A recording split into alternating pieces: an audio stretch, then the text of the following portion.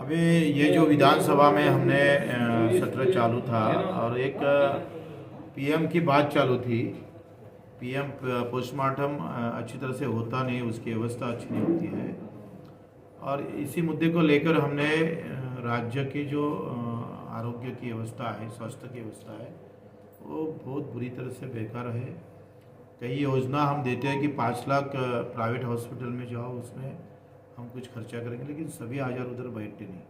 और आम लोग जब सार्वजनिक हॉस्पिटल में जाते हैं तो वहाँ बेड की कमी होती है, डॉक्टर की कमी होती है, जांच सही तरह से होता नहीं। तो जो मतदार हमारे विधायक और एमपी को वोट मारता है उनकी व्यवस्था होती है, लेकिन मतदारों की व्यवस्था अभी तक 75 साल के अंदर अच्छी तरह से होती नहीं। और फिर बहुत सारे कंप्लेंट आते हैं, वहाँ प्रॉब्लम खड़ा होता है और जाने भी चली जाती है। अभी नांदेड़ में 30 बच्चों की जान चली गई। अगर इस तरह से विषमता बढ़ती रही, जिसके पास पैसा है वो जी पाएगा, उसको अच्छी अवस्था होगी, तो जिसके पास पैसा नहीं है वो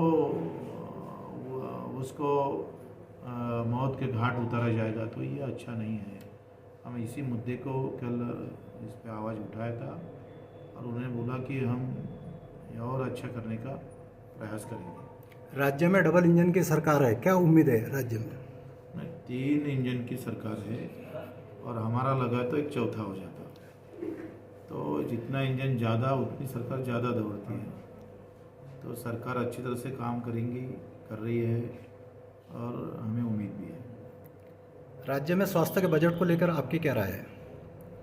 स्वास्थ्य का बजट बढ़ाना चाहिए, क्योंकि जो बजट कम से कम 10% तक होना चाहिए, तो 3-4% खर्चा होता है। तो उसको बढ़ाने से फिर आम लोगों का और फायदा हो सकता है। तो हेल्थ का और एजुकेशन का और कृषि का ये जो बजट सबसे कम है। कृषि में तो अभी 3% खर्चा होता है।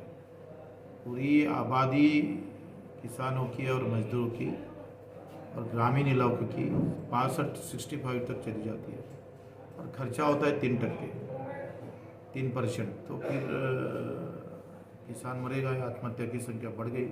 11,000 खुदकुशी की है किसानों ने। महीने पूरा गवर्नमेंट के रिपोर्ट बता रहे हैं। शवगाह तथा पीएम को लेकर आपका एक बुलंद आवाज़ थी, उस पर आपके पीएम क्या है, शवगृह में वहाँ व्यवस्था नहीं होती, गंदा होता है।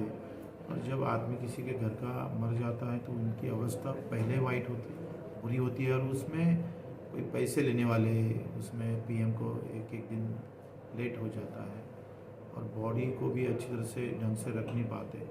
तो इसके लिए हमने आवाज़ उठाई।